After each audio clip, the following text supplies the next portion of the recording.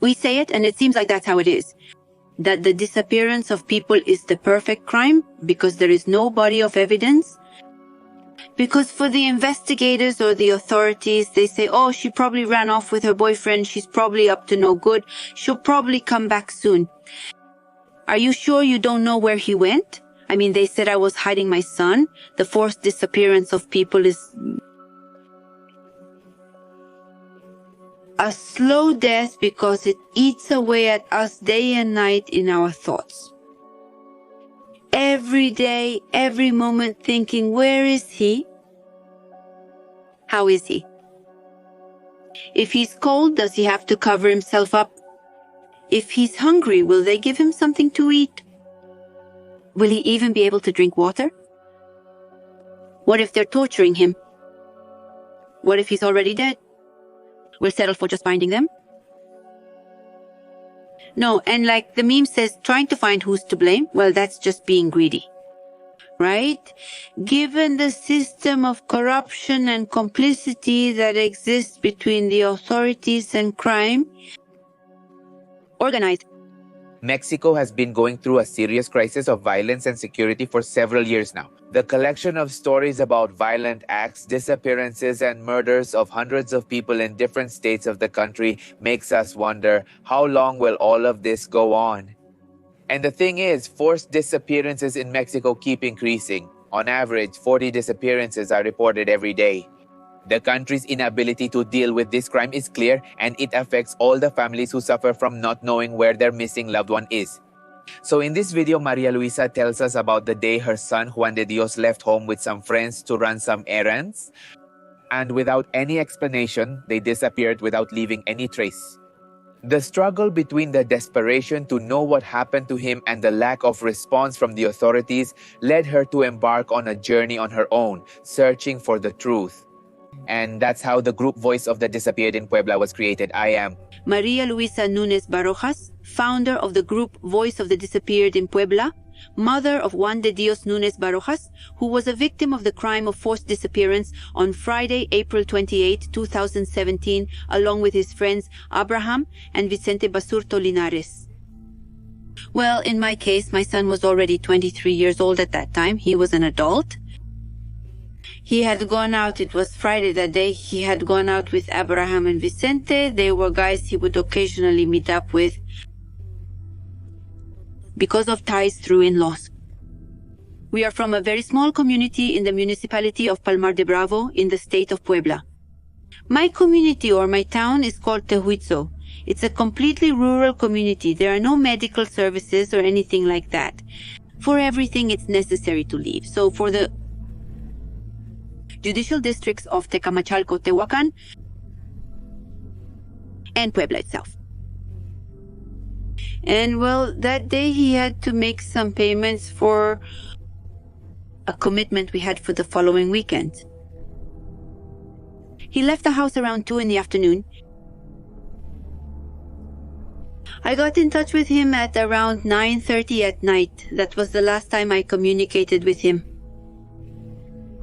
Well, honestly, we were already worried, being out late. It's now 9 at night, 9:30, and that was late for us. Because of the danger that existed in our area due to the lack of safety. I mean, it was already a town where you could get robbed. It was the same at 7 in the morning, at 10 in the morning, at 1 in the afternoon, or at 10 at night. So automatically people kind of imposed a curfew on ourselves. After 6 or 7 in the evening, usually no one would leave their house, even less their community, because it was very dangerous. Above all, we ran the risk of being robbed or getting caught in a shootout. That day, my son had left the town. At the time I spoke with him, 9:30 at night, he told me he was already on his way home. He was in Cuacnopalan. It's a community that's a mandatory stop for us. It's exactly 15 minutes from my town, but there was a checkpoint and they weren't letting anyone through. So, well, that meant he would have to go around through the neighboring municipality, which is Cañada Morelos, which meant doubling the time it took to get home. I mean, from 30 to 40 minutes. But, well, it's also a state highway, mostly state, very lonely, dark, and extremely unsafe. And, well, my son never made it right. I was waiting for him, and we were all waiting for him at home, and he never arrived. We thought he might have stayed with his friends because he was with Abraham and Vicente, and since it was already late, he decided to stay at their place. The fact that he wasn't answering his phone anymore because it kept going straight to voicemail, well, I thought maybe his battery had died or he was in an area with no signal. But I never imagined that something serious could be happening. Well, the next day, because it's impossible to search at night, so the next day, first thing in the morning, we started searching the family. We started looking with his friends. In my town is very small. Everyone knows him, but nobody knew about him. His friends, nobody had seen him. Nobody knew. Nobody had communicated. We went to look for him at Abraham's and Vicente's house, but they weren't there either. They hadn't arrived. They hadn't communicated. So, well, that was very alarming for me because my son, even though he was already 23 years old, was an adult. I didn't have to be holding his hand, but he always made sure to stay in touch with me, always. If he went out partying, because my son loved going to dances, he loved music, going out with friends. If his phone was about to die, he would let me know, "Mom, I'm with this person, we're at this place, my battery is about to die. If you call me, contact this number." And he would give me the number of the person he was with. But it was never that he would run out of battery. And he wouldn't let me know, or who he was going to be with, and he wouldn't let me know. So, well, for me it was worrying because, yes, it's true, he was already 23 years old, but I've thought about it, you know? I think that when you're a child, you're never really grown up enough. For a mother who loves us, a father who loves us, to stop worrying about us. And that's what happened with Juan de Dios. He was a 23-year-old adult, but he was an adult we loved with all our hearts. And so, well, we were always worried about him. And, well, from that moment on, he never came home. We didn't hear anything about him anymore. All that Saturday, from the very first hour of the day, we started looking for him. With Abraham's and Vicente's families, we split up the search. We went to look at all the police stations in the region, the municipal police, but also to the outposts that belonged to the military police. At that time, the Federal Highway Police still existed. We looked there too. In Vicente's case, because he was an active duty soldier, on the day he disappeared, he was assigned to the 24th Regiment in Tehuacan. His family went to look for him there, thinking he might have reported in, but that didn't happen. And, well, from that point on, it was an endless search, but at the same time, it was fruitless. It was really worrying for me because it wasn't normal to lose communication with my son like that, and that no one had seen him, that no one could tell me anything about him because he was very friendly, he was very sociable, so it wasn't normal. And so on Sunday, we filed the report together, Abraham's parents, Vicente's parents, and us. And that's where our legal ordeal between the institutions began. More than a year went by and we were providing our own investigations. However, there was no follow-up from the prosecutor's office. Our own field searches. The truth is that people from my community, men, women, young people, joined in to help us to look for him. On the roads, in the ravines, in the hills, because at that time insecurity prevailed in my town, in my area. And normally every day people were found dead, left on some road, burned, tortured. And even though we didn't want to find my son like that, but we had to search to rule out that he was there, and the point was to find him. We looked for him in hospitals. I thought that maybe they robbed them, took the truck they were in because he only had about 3,000 pesos in cash. That maybe it was to take the truck from him. They might have badly hurt them, maybe left them there, just abandoned or in an accident, you know? And well, we searched everywhere. Our instinct and common sense led us to exhaust at that moment. And well, that's how more than a year and a half went by without any progress in finding them, much less in the investigation file. And so what I did that Saturday, when he didn't come home, well, he didn't come home Friday night. So by Saturday at 9 at night, I posted on my Facebook profile the search for the 3 boys, and I posted my phone number. So now I understand, and later I learned that social media guides you through that famous algorithm, right? That what you post is what it shares with you and what it then shows you. How do you say it? It throws it at you, it's bombarding you with information. And so that's how I started getting information about searching for missing people. But in other states, through collectives. The collectives from Guerrero, the collectives from Veracruz, especially the collectives from the north. And so at that time it was at its peak because of the disappearance of the 43 students from Ayotzinapa. And I tried to seek help through them. However, that wasn't possible because they were focused on their own issue. But also we are separated by a huge distance, both geographically and in terms of time. And it's very difficult for us to travel so easily from one state to another, especially when they're so far apart. So, but then, well, I think I called the National Human Rights Commission, and from there they gave me the phone number of an activist, a person whom, of course, I care about a lot, Julio Mata. He has been an activist since '68 and has supported many cases of forced disappearances in Atoyac, Guerrero. Among them, the case of Rosendo Radilla, which is a very important case regarding the rights of the disappeared at the national level. And he would only talk to me on the phone because I didn't know him in person. Maria Luisa, start a collective. I didn't want to be a collective. I didn't even understand what was happening with my son. I didn't even understand how my son was missing. Without a trace, I didn't even understand if one person less, like 3 people, could be missing without a trace. Literally, like as if the earth had swallowed them up. So even less would I understand what a collective was about. I didn't want a collective. I didn't understand that the disappearance of my son wasn't an isolated case. At that moment, I didn't understand that it was a systemic problem. And that by then there were more than 60,000 disappeared people throughout the country and more than 1,600 in the state of Puebla.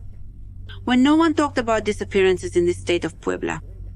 And so, well, after about a year and a half, when all my efforts for me had turned out to be useless, I resigned myself to founding a collective, and I thought it was to help other moms who were in my situation to find or search for their missing loved ones. I say something ironic because I hadn't even been able to find my son, so how was I going to help other moms find theirs if I hadn't been able to? However, I went ahead and organized a peaceful protest for the first time as a group for August 30th, 2018, which is the day when the day of the International Day of the Disappeared is commemorated. So,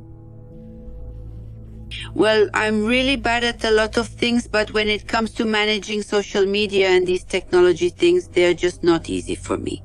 So I just made a call for participation in Word because I work a lot in Word. That's all I did, right? No image, nothing. And that day, 14 families showed up. I looked for their phone numbers on their social media because in Puebla there were already 1,600 missing people, but we were all scattered. Everyone was searching on their own, each with their own resources, but we didn't know each other. I only knew Abraham's and Vicente's mothers. For better or worse for me, at that moment we made the mistake. And I say mistake because later it backfires on us, because from then on we started getting threats and attempted extortion. Publishing our personal numbers then? Well, it helped me at that moment because I started catching them not taking notes, and I set out to call each one of their numbers. And I already knew that at that moment I didn't trust anyone because I didn't know what had happened to my son. Who were the probable suspects? Well, I didn't trust anyone, and I thought that the same thing happened to all the families.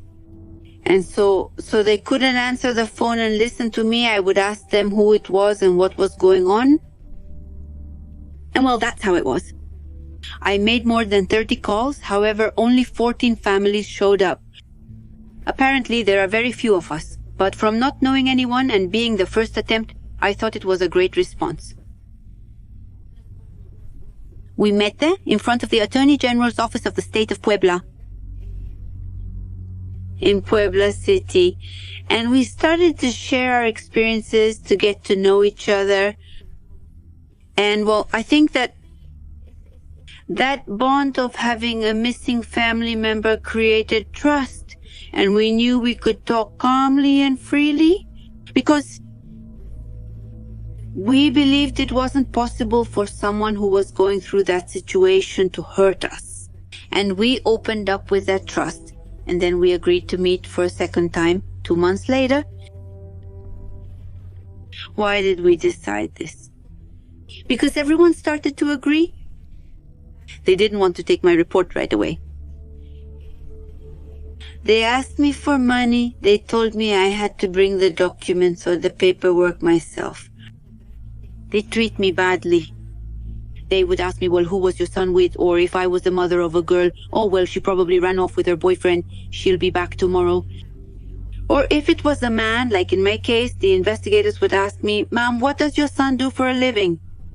Well, because you let him go out, because you didn't take care of him. So, and they said they didn't inform me of my rights. They didn't assign me a legal advisor. They don't even let me touch the investigation file or case file. Because families don't know their rights either. Everyone has a signed sheet of rights in the investigation file. Everyone does, but no one explains it to them. And at that moment, the family members, we just sign because we know we have to sign, but in reality, many times we can't even understand what we're doing at that moment. Because the public prosecutor usually doesn't take the care or diligence to do their job responsibly, they just give us something to sign.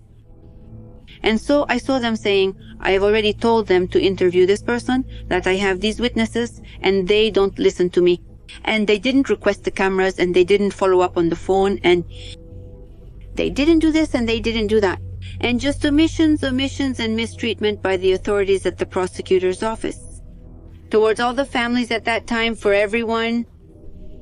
So we said, well, but also at that time, there was already a general law on the disappearance of persons, which was approved in November 2017, and the families didn't know about it. And in Puebla, it was just dead letter. They didn't enforce it. So, and what does that law say? That each state must create a specialized prosecutor's office to investigate the disappearance of persons. That each state must create a search commission to implement immediate search actions. That there must be a state law regarding the disappearance of persons. And in Puebla, none of this existed. And so that was the turning point for us to be able to establish a path to follow. And to say, oh, well, first we have to push to pressure so that these institutions are created and there is a law. And at the same time, we start working the families, well, these activities. And well, that's how it was. Like in the second time we got together, which was in October 2018, we already had 23 families. And little by little more kept joining. My colleagues, Michelle Jimenez Toxel's aunts, they work a lot with the search files. My colleague Susana works on social media, and we started dividing up the activities. The vast majority of families participate in media actions, marches. We were at a sit-in for 46 days, from July 15th to August 24th, 2021, demanding the approval of the state law on the disappearance of persons in Puebla. We managed to get that prosecutor's office created almost immediately. At that time, it started with 3 public prosecutors to handle 1,600 investigation files, which is humanly impossible. I mean, at that time, the public prosecutor who was assigned my case, Jose Avila Garcia, did absolutely nothing with my file for 10 months. So that's what happened to us despite the achievements, but the omissions kept happening. And well, today we have provided support intermittently, at least intermittently, sometimes in different ways. 100 cases of missing people. We have managed to find some people alive and most of them not alive. Among them Abraham, Vicente, my son and other sons. From the group. A report of complaint by the Committee Against Enforced Disappearances holds organized crime primarily responsible for the increase in this crime in collusion with public officials, whether federal, state, or even municipal. The collaboration that occurs in many cases happens in different ways. One of them is through the unjustified detention of victims, who are then handed over to criminal groups. And the other is when victims are taken against their will by armed men. So, could this be the reason for the shortcomings in the investigations? And the little or no response from the authorities to search for the victims or those responsible, thus wrongly deceiving the families by telling them to wait several days to file a formal complaint, sometimes advising them to look for the missing persons themselves and sometimes clarifying that they don't have what is needed to start an investigation. And that's how families take on the responsibility of searching on their own, no matter how exposed they are to the dangers they might encounter. And by creating groups where they can support each other in the search for their missing relatives. Based on our own investigations, in this case it was a personal investigation, completely separate from the prosecutor's office because we don't trust them either. So anonymous information. Someone contacted me, gave me clues about where my son could be, and there was also an anonymous call who told me, with that certainty, did your son give him this along with his friends and they're in such a place? He gave me clues and we got to that place. So I already went, I gathered information and took photographs. I gathered all the information I could, everything that would allow me to analyze what happened at that moment. Practically 5 years ago. And once I had my information organized, I sent it to the prosecutor's office. Because if it's already a place of findings, then it should be. Authorities must necessarily get involved because for an identification process, we need the authorities to intervene. And at that point, I no longer had any room to maneuver to do it without the prosecutor's office.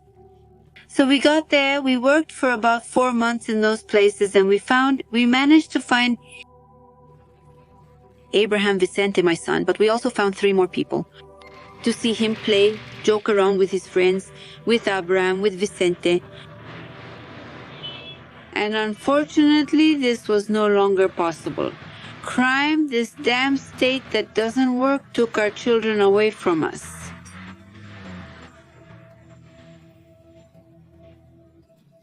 On the part of the authorities, there is still negligence, even though important information was provided. There is something that always happens. It's called in legal terms, the body of the crime. What is the body of the crime in a homicide? Well, the person, the body already lifeless. What is? The corpus delicti in a case of sexual abuse, of rape, the physical violation that the victim suffered. What is the corpus delicti in a kidnapping? Well, the illegal deprivation of liberty, but what is the corpus delicti in a disappearance? There isn't one, they're missing. The direct victim isn't there. For them to tell me I was in such a place, Mom, when I called you, I found a checkpoint and it was under these circumstances. So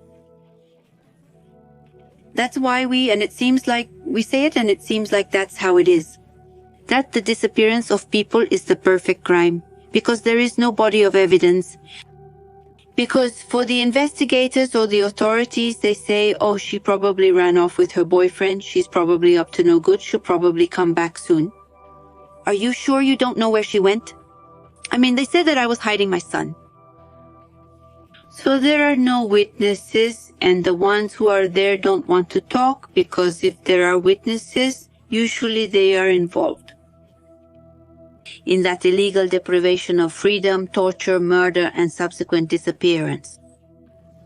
In many of the cases we support in the collective in practice, we have no doubt about who was responsible, but unfortunately we also don't have any evidence. And what is presented or included in the investigation files can be very important and make a difference. But due to the omissions by the authorities, there are no people held responsible. Detained. In most cases that we have in the group, 99% of the time, omission and impunity prevail. In some other cases, which are fewer, there are already convictions for some detainees. But under media pressure, the pressure from the family's efforts, and there are people who are detained, which are approximately 5 cases out of 100 that we know of,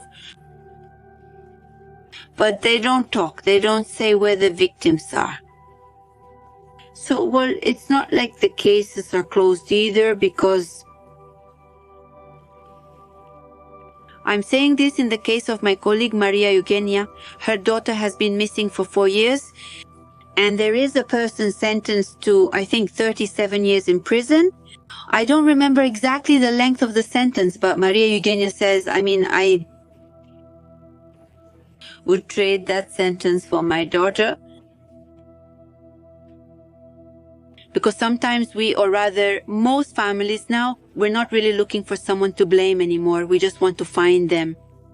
Because the disappearance of people wears us down emotionally, mentally, financially, at work, and within our families. It sickens our souls, but it also starts to make our bodies sick. The forced disappearance of people is a slow death because it eats away at us day and night in our thoughts.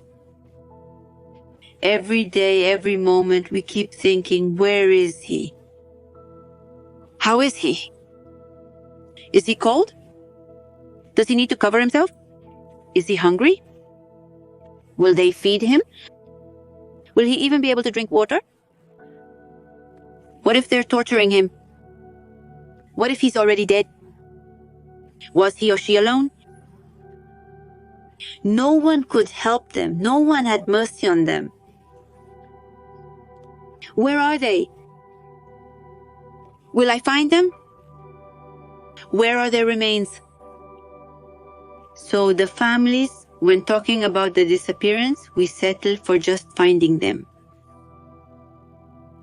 And like the meme says, finding those responsible, well, that's just wishful thinking, given the system of corruption, of complicity that exists between the authorities and organized crime.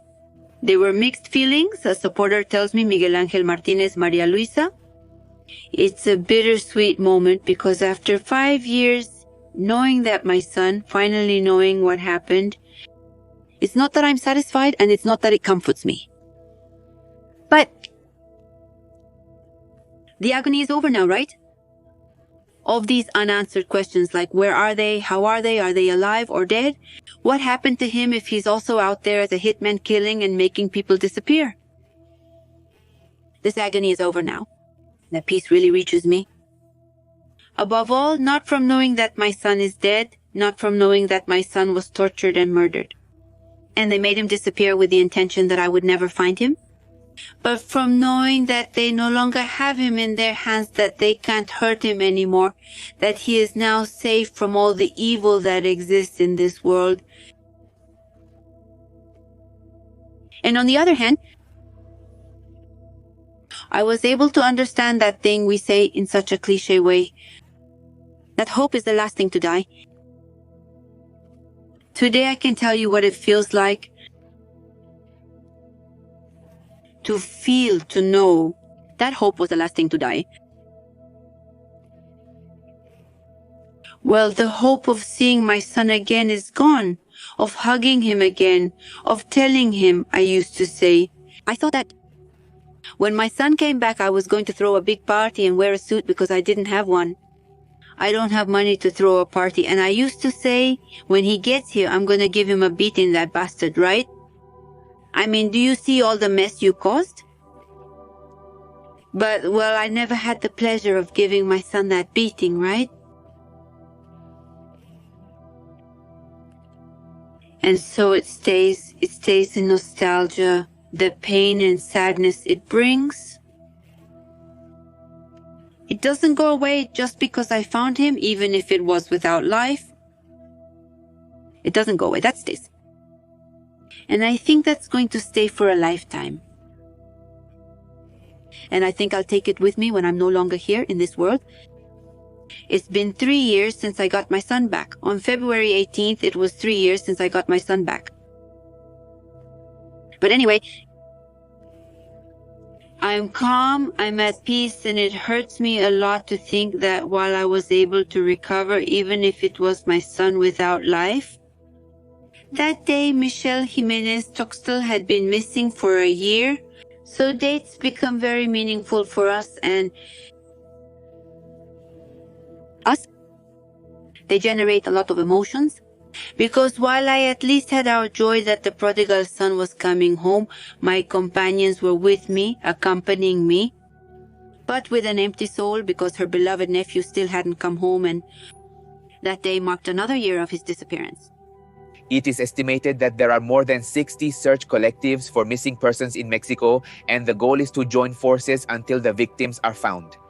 In the collective voice of the disappeared in Puebla, they help all the families who contact them, giving visibility through social media to people who are missing.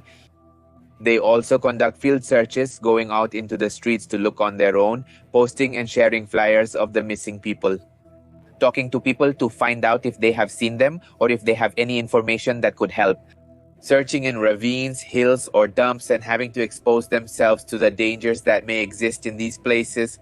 But with the purpose of finding out where their relatives are. Look, one thing I can tell you is that Marta, Eloina, Cristina, and Susana have never lost hope of finding their children, or in Susana's case, her sister. They have never lost hope. And having found my son above all gave me the hope to keep fighting, not to leave when. After burying my son, to stay and continue supporting my companions who were there for me, who put their trust in me and embraced my heart. Even though they were searching, they didn't hesitate to come to the voice of the disappeared and stay, to keep fighting. Not just for their own relatives, but for everyone. Because we have found many others whose relatives have not been in the group or who have been and then left after finding them. It's also part of this life, so I've already lost hope of finding my son alive, but I still have hope of being able to find the children of my companions. My name is Susana Sedano Posadas. Well, my brother Jose Maria is shy. He likes to work. He's very hardworking, a dreamer, and adventurous. He liked to venture out and do things. Well, we weren't really the type to show affection to each other, you know? But it's like the family has always been united, living in the same house, but each person in their own space. Well, he was a good son. He didn't cause much trouble. And like I said, he likes to work. 4 children, 2 girls and 2 boys. Well, they were little when he disappeared. At first, it was good. But I think as they started having their children, and that, well, sometimes work and children can be overwhelming. But, well, he always worked for them. He worked at an electro store. Well, he was fired around the end of March, and he disappeared on April 2nd of the year, 2008.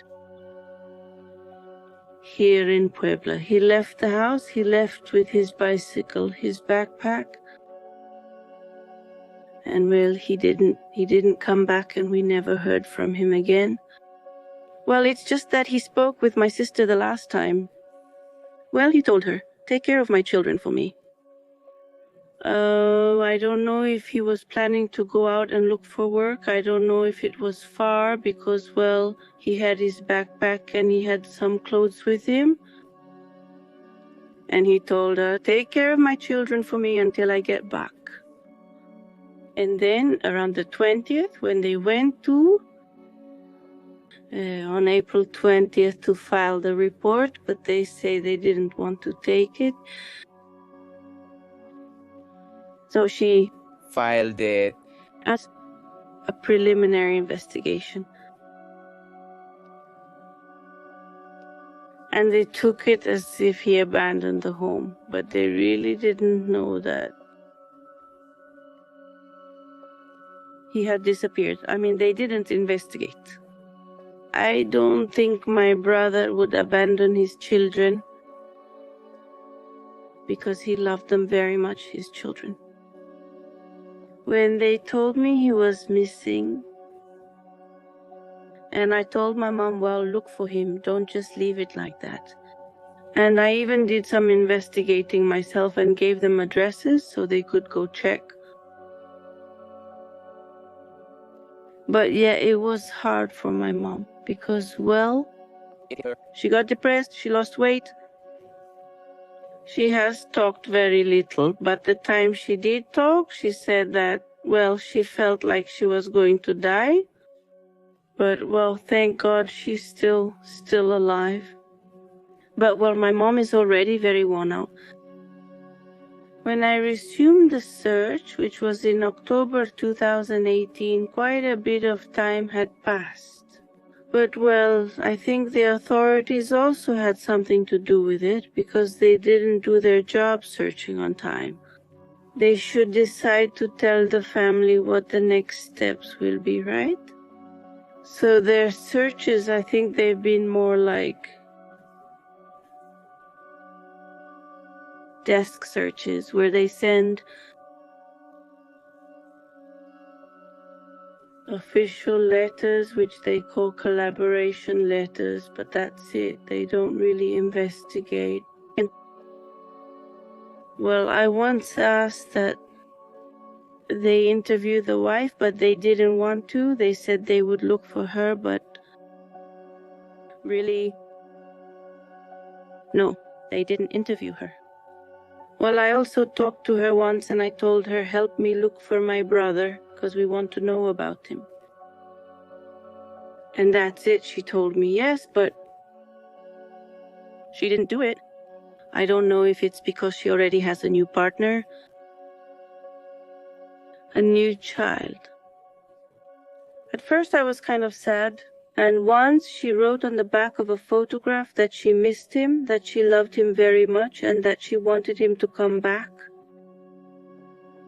But at the same time she was angry. Also, she thought that my brother left and abandoned her, but I don't think that's what happened. I think that back then there were already cameras, or maybe to check the cameras, because he didn't have a cell phone with him. My brother didn't leave without his documents. He didn't take his identification. He didn't have it with him. Like his documents, he left them there. Well, I know the group Voice of the Disappeared in October of 2018. It was at a protest they held outside the prosecutor's office, and they called for people to protest if they had a missing family member. And, well, at first I wasn't sure about it because I thought my searches had always been mostly through social media, ever since Facebook and all that existed. That's how my search began. So I decided to go.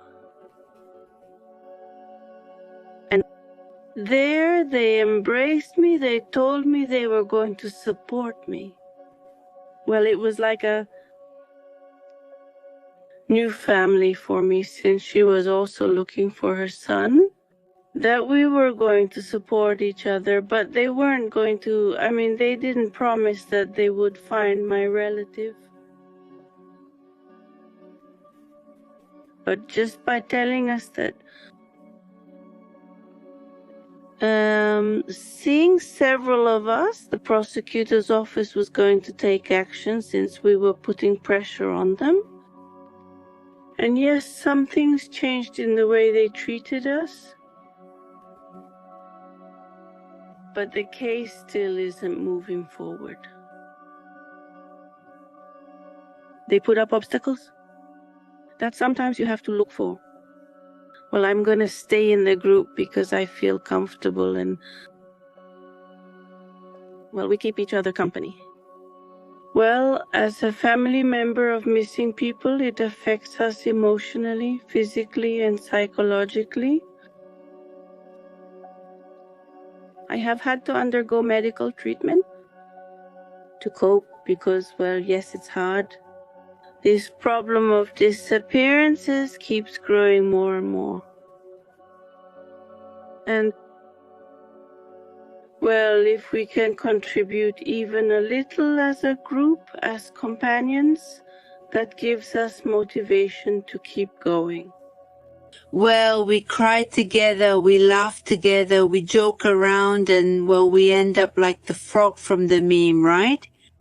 Sometimes we wake up wanting to take a different path and leave and never come back, but after a couple of days, it passes.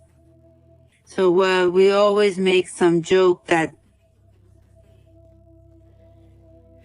makes us laugh and helps us get out of the hole of sadness and discouragement. Suddenly, because sometimes this does overwhelm us, but I was telling you and then I've shared with you about my life partner. At some point I told him, I don't know if I believe in God anymore. I think I've lost my faith and hope in God. And he would say to me, it's okay. What's important is that you don't lose hope and faith in yourself. You may not believe in God, that's okay, but don't stop believing in yourself. And that's what I share with my companions. And besides, they're all very strong. Well, what I was telling you, that with what we do as a collective, we don't do it just for our family members. All these institutions and achievements we've reached, in a personal way, they didn't benefit me at all anymore. Or my companions, because of the time when all this was achieved. And after the disappearance of their own family members, it didn't benefit them at all either. But what I do believe, what they have in common is the big heart that they are people, a great mercy in their hearts. And they work not only for their own, they work for others. You know, Susanna? Last year, Liz helped identify 2 people whose families we don't even know. And they identified them. Work they did while we were finding another one in a clandestine grave. And they're not part of the collective, so that's what characterizes what I think we have in common, working for the common good, regardless of whether it's going to give us something or benefit us individually or in our particular cases. In particular, there is always the satisfaction, the peace of being useful, of knowing that our life is useful for others.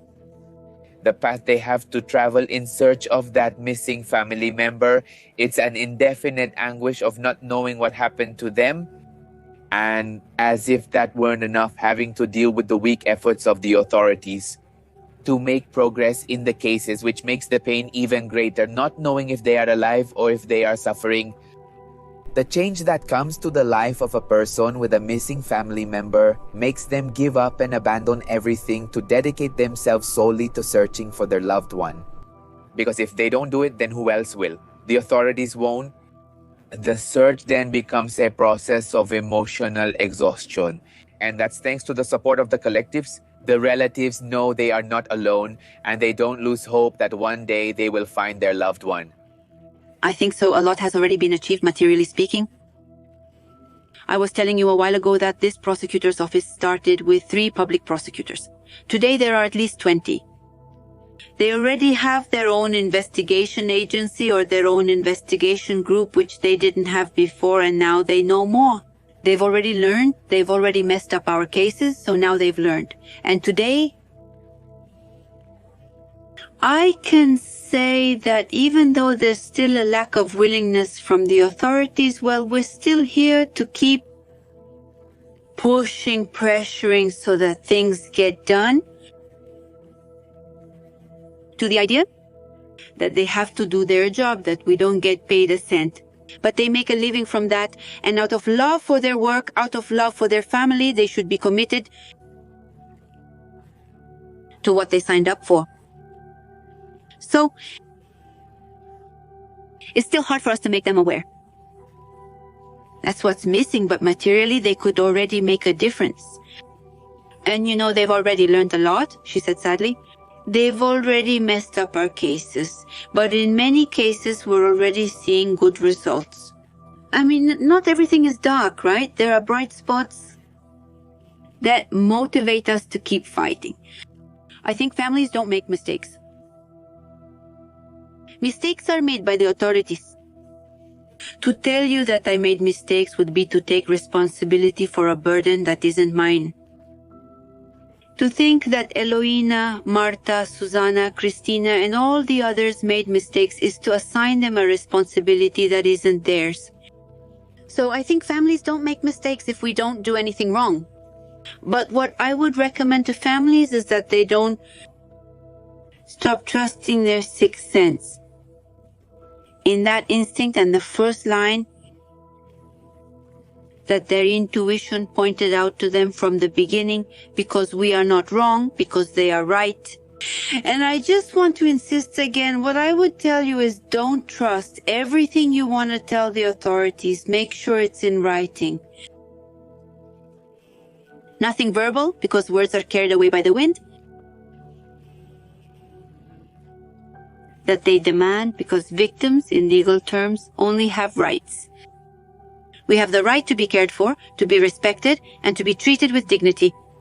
We have the right to participate in the investigation, in the search if we want to, but it is not our obligation.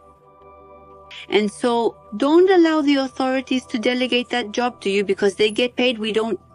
We search out of love because, of course, we want to find them, and we do find them. But don't let them mistreat you.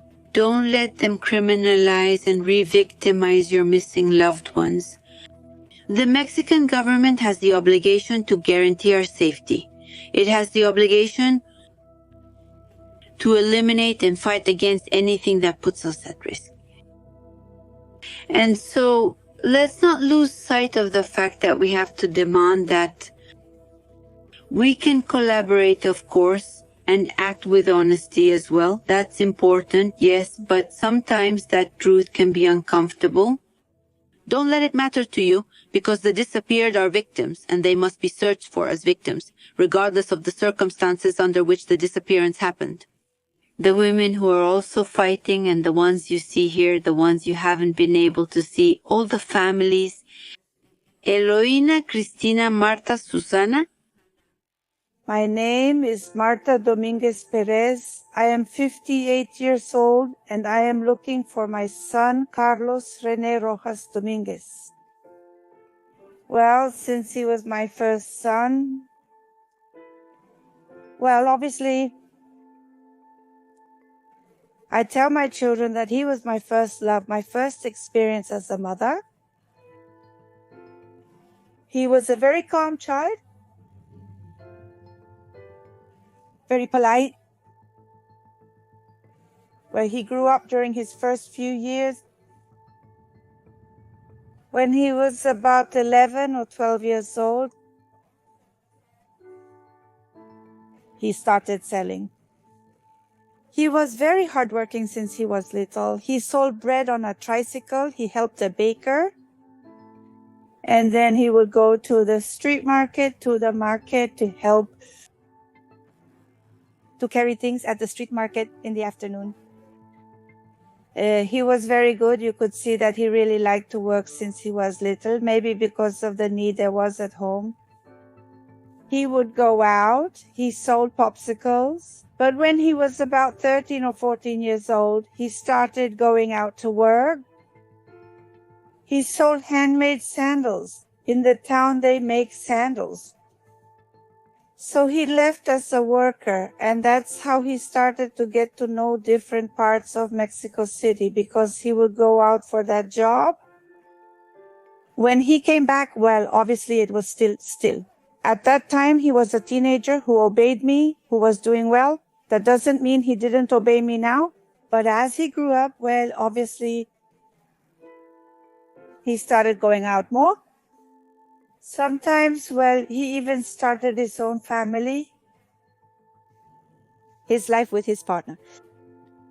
Later on, he got married, had 3 children, but he didn't get along with my daughter-in-law, and they separated. He, now as an adult, lived with me, and well, he already had his own business.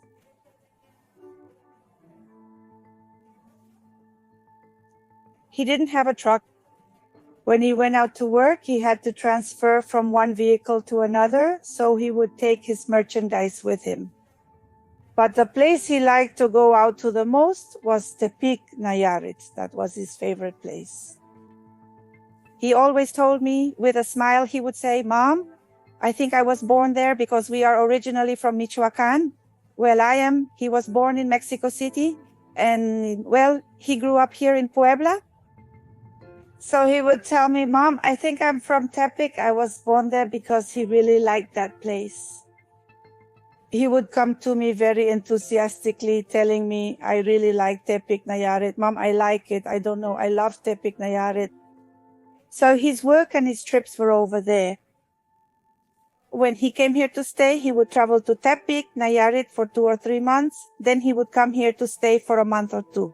It was the same because he had his children and he was looking after them, even though he was no longer with his partner. Well, with his wife, because she is his wife.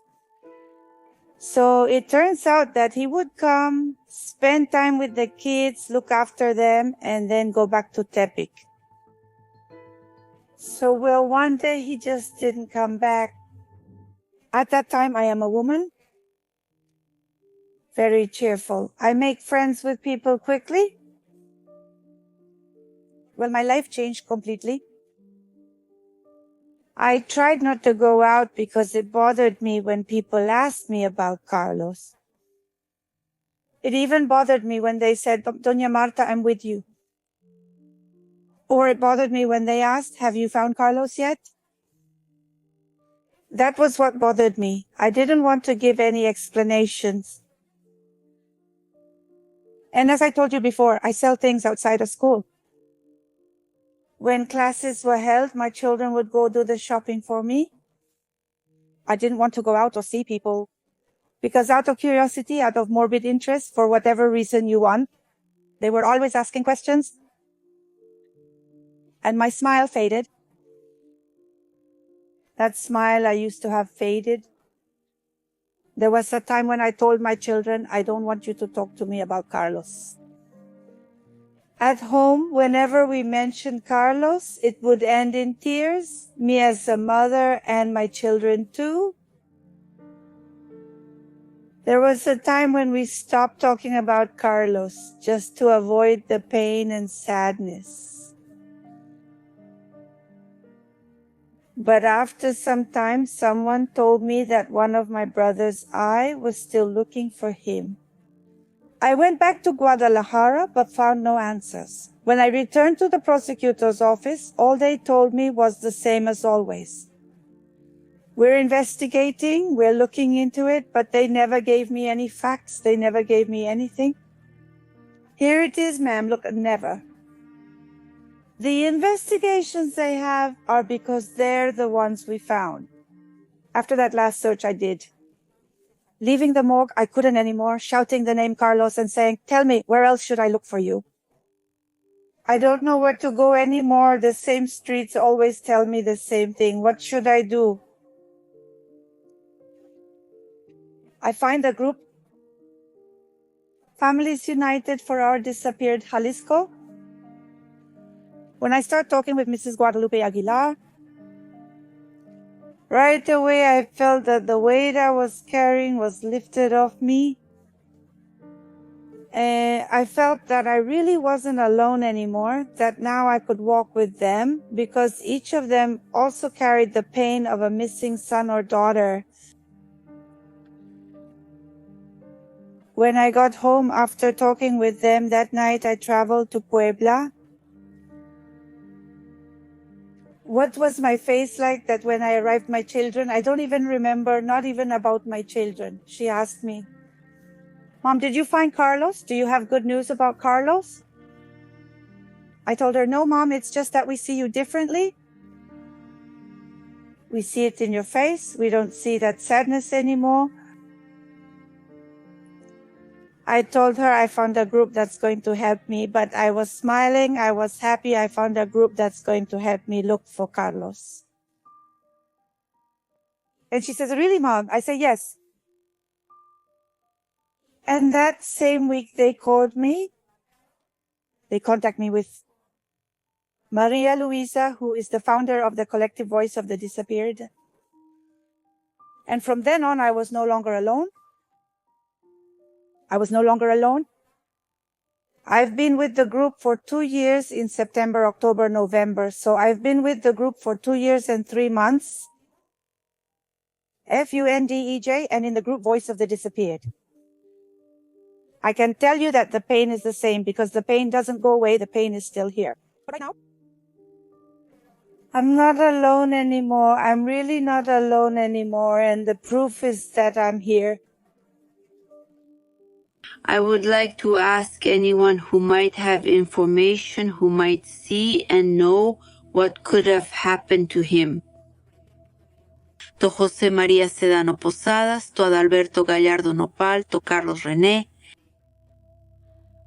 to Daniel, to Christina's son, to Brian, Lupita's son. We ask for your help with information. We're not looking for someone to blame anymore. We just want to find them. And if any mother who knew that her children were responsible for a disappearance, tell us, where are the missing people? You can contact us on our social media anonymously. You can help us with a sketch, with a clue that we can follow to find them. And that won't compromise you in any way, because one thing we do is protect the identity of those who help us, because what we want is to find them. And if we have to negotiate justice for peace and tranquility, we do it. Well, I tell him every day. I never stop talking to my son every day. Just to tell him that I try to live my life with dignity in his honor. To my son loved to live. He enjoyed living. And so I think he gives me that resilience and strength, you know? Not losing hope, and sometimes the joy of living, appreciating, valuing, and being grateful for the life I have, and that was taken from him. It's not justice if we have to beg for it. It's not justice if we have to demand it in a march, in a protest, in a sit-in. It's not justice. I would like to know, what is it about those chairs they sit in when they become officials? What is it about those chairs that strips them of their humanity? What is it about those chairs that makes them disappear? Our family members have disappeared on us, physically speaking.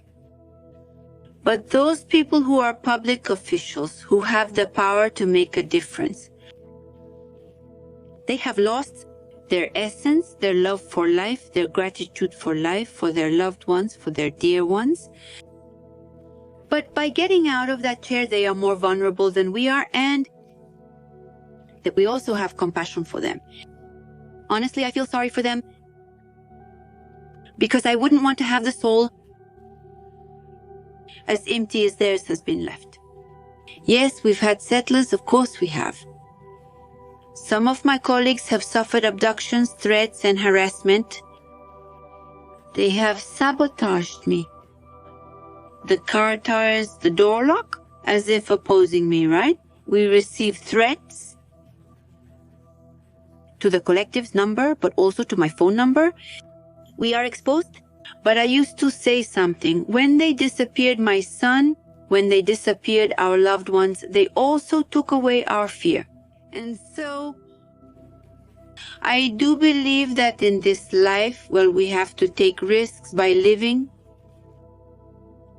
So we shouldn't stop living or let fear paralyze us. and take care of ourselves. Of course, too, it's not like, oh, well, they want to get rid of me, so I'm just going to make it that easy. No. We also have to learn to take care of ourselves. A common point between this and other crimes is impunity, the lack of investigation, inefficiency in procedures, and the complete lack of effort to punish those responsible for committing the crime. This inability of the country is reflected in the lack of recognition for the victims, their rights, and therefore justice for all the affected families. And this is how the group that Maria Luisa belongs to and others like it around the country came to be. They demand, through peaceful demonstrations, the creation of more laws and the improvement of protocols for the search for missing persons. So Maria Luisa's fight hasn't ended even after finding her son lifeless. She remains involved in this issue to make the authorities understand that they have to do their job. She, as a good leader, supports the families who come to the group because she hopes that they can find all the victims of forced disappearance. The mothers, families, aunts, sisters, grandmothers, and searchers of the victims of forced disappearance in Puebla, they are still here because they still have hope and faith, because there are those who help us strengthen it. That the fight is worth it, that at some point, someday, we will be able to find them. Well, first of all, we prepare ourselves many days in advance. We identify the place where we are going to go. And this, why those places? Because those are places that somehow catch our interest, because they are places where many bodies have been found, because those are places that keep coming up for us in the investigation files of the collective's cases. Because those are places where we get anonymous information that we should search there. And while we get ready, we do our scouting, we analyze the condition of the land, the physical conditions required to be in that area. We have comrades who can't take risks because of their age or because they've had surgeries on their legs, knees, or ankles. Because if they suffer from high blood pressure or diabetes, we can't risk them either, because the search itself is also at risk.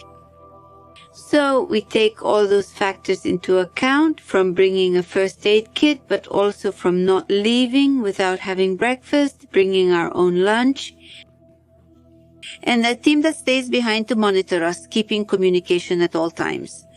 And normally we don't make these searches public beforehand, and sometimes we share them, but only after we've already done them. So it's also important to know that we don't make everything we do public for safety reasons,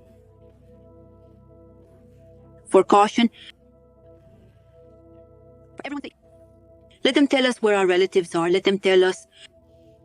Usually everyone notices if there's a safe house next door, in the apartment upstairs, or in the building next door. If unusual vehicles arrive in that context, in that area, in that neighborhood, in that direction, if there are places where drugs are being distributed, all of that helps us not to investigate and take them to the authorities, but because those are points of interest for us to be able to conduct searches. Normally, those places are associated with clandestine burials.